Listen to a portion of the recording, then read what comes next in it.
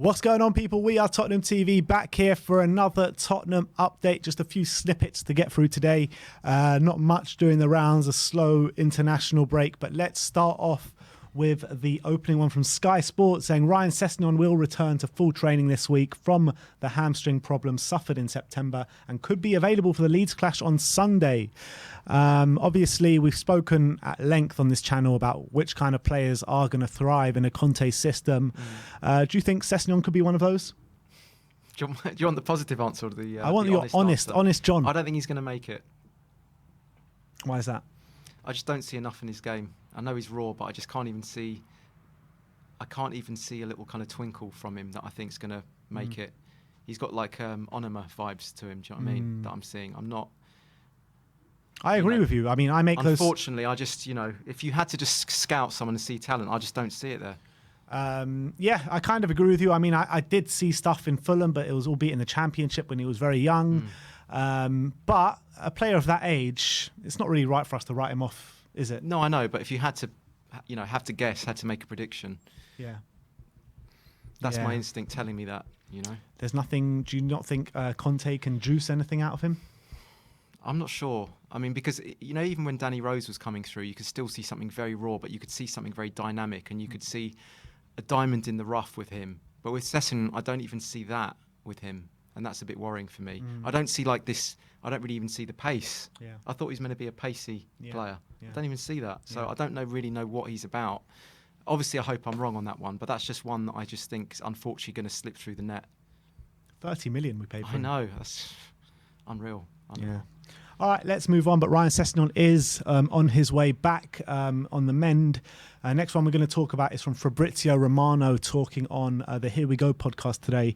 And he said, Antonio's first mission at Tottenham Hotspur is to give value to players already at the club. The Italian wants to give opportunities to the likes of Tanguy Ndombele, Dele Alli and many others, and then decide what he needs to do to change things at the club. On the likes of Tanguy Ndombele and Dele Alli, do you think that Conte can bring them back? I mean, Tanguy Ndombele is a bit of a different case, but let's talk about Dele Alli specifically. Do you think he can kind of bring him back? What do you think first? I'll let you go first.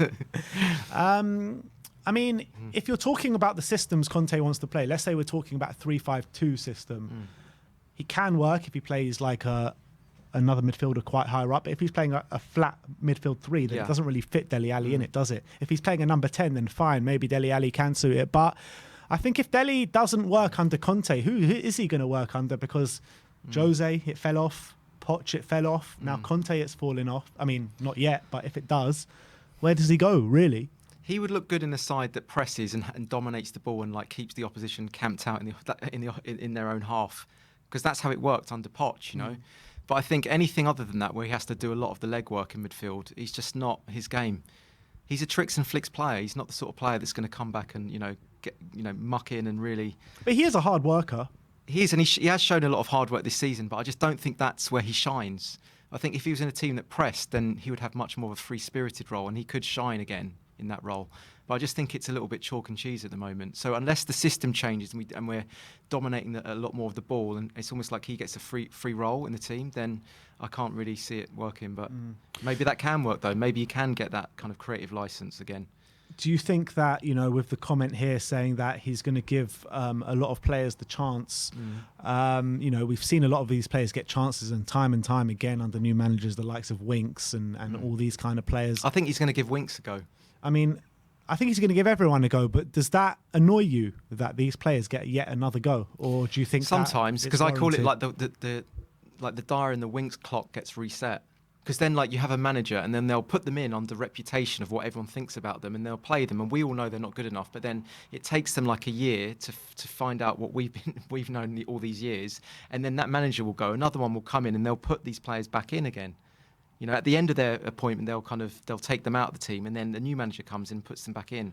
Do you think a manager like Conte can get a tune out of them? Because we've seen Winks before, when he was breaking through into the team, he showed quality about him, didn't he? We all thought he was going to be a good player. Maybe you didn't, but I think many people did. He put in some good performances in the early days, and it seems as though he just got a bit too big for his boots, Harry Winks, and didn't really progress himself. He was never as good as people saying even when he first came through, and I don't think he's as bad as people are now saying. I've always said the same thing. He's just a fringe player. That's all he is. I don't think he's dreadful. I think he'd be good coming off the bench, playing the lesser games, and I still think he can play a role doing that for us. I do. For me, he's not a first teamer though. But Antonio Conte's got a history of bringing these players that are not, world beaters and winning leagues with them and, making them a lot better than they have been in the past. Victor Moses springs to mind, Ashley Young springs to mind. There are quite a few others that I can't remember off the top of my head. That Chelsea side were full of them when he won the league with them. So why can't he do that with the current Spurs team? I'll tell you why. Because players like Dyer, we've seen everything we're going to see out of their game. That's the things that you can't take out of the game. He's not cerebral enough. He's too clumsy, and it doesn't matter how much coaching he gets. That's up there first, and he doesn't have that. With Winks, I've seen enough to see that his game is quite one-dimensional. I was hoping that it'd add a few things to his game in the last. But can a manager not add things to his game?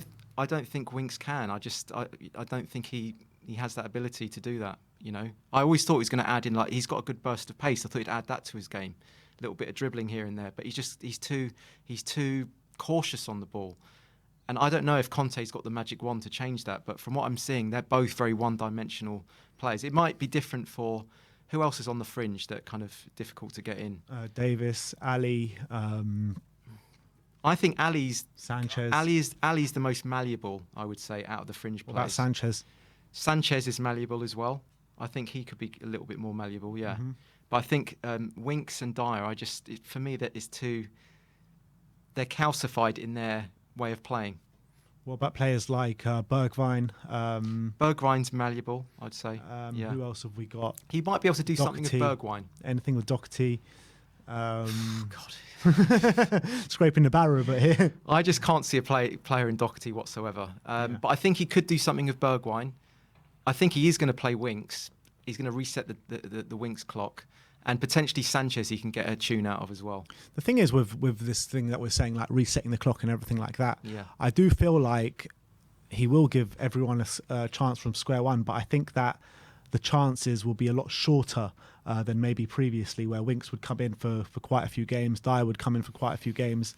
I think that if they let Conte down, Jose didn't give the defenders much time, did he? Well, he was chopping and changing it a lot, wasn't he? But I do think that, with Conte, it'll be quicker than that. I think he'll wean out these kind of players quite quickly. I do believe that. We hope so, yeah. And, do you see this season as something where we can achieve something, or is this just going to be like a glorified long pre-season for us? I think we can get to a League Cup final. And if we can finish 5th, I think that's a good season. I know that's not really achieving much, but I think all things considered, with the topsy-turvy start we've had, I actually think that would be a pretty good finish. Whether or not we can actually do it, we can beat the likes of your Cities and Chelseas and Liverpools. Nuno beats City. Surely Conte can. But I think we can get to a League Cup final, and I think if we can, I think potentially we can do like a semi-final job in another cup competition as well. Okay.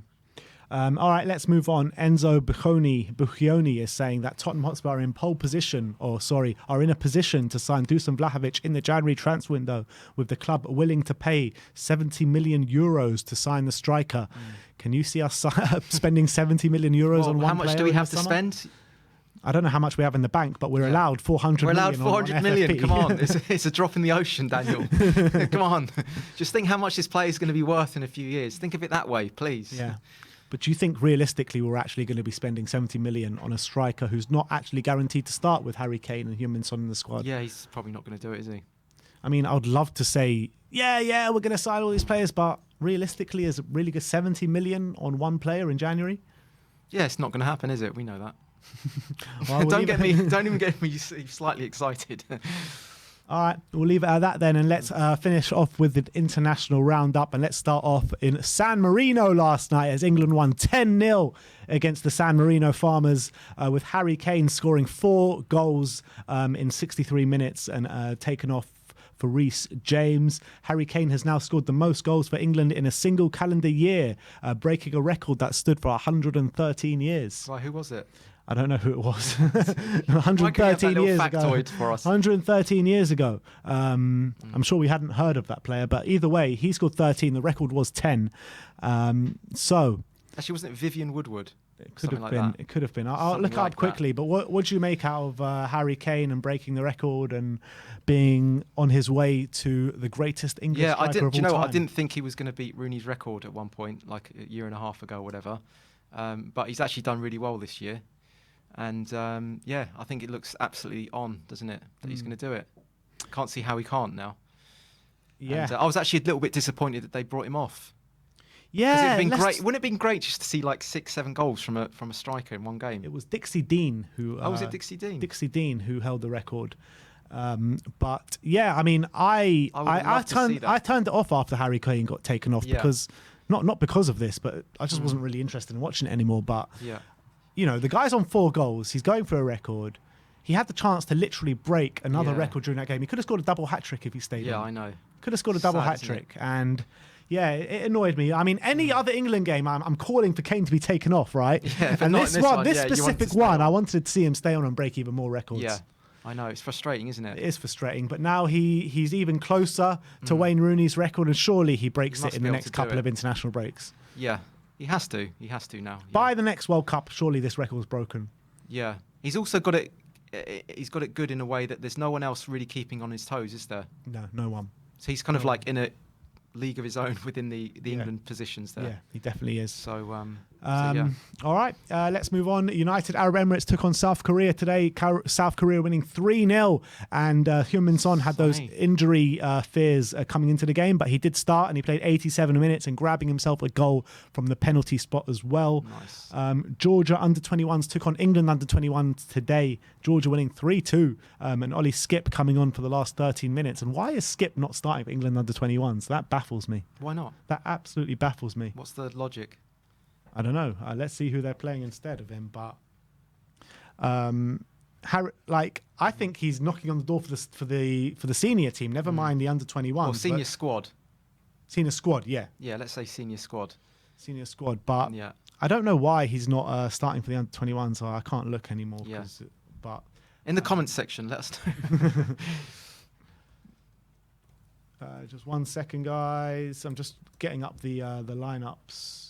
Here we go, live commentary. Who started for England? This is taking too long to look for, so I think we might have to just knock this one on the head.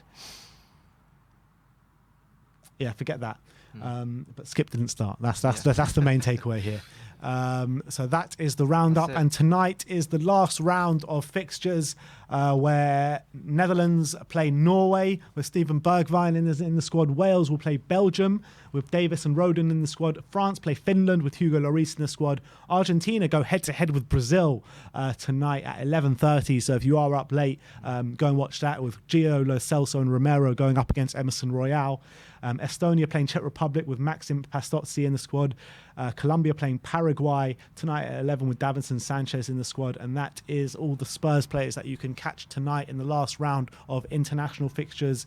And that will be a welcome end to the international break, with a long break now until the next international break, which is music to all our ears, where we can concentrate on Spurs solely for the next 2-3 months. And this weekend, the next watch along. Yeah, the next watch along with John. We're not too sure who's partnering John as of yet, but John will be here. 4:30 kickoff, Leeds, return to the pre-match pump up with David Harris, then the watch along, then the post-match fan show. But yeah, looking forward to getting back into Spurs action this weekend. Come and join us for all the live content this weekend. Like, subscribe and comment. And as always, come on you Spurs.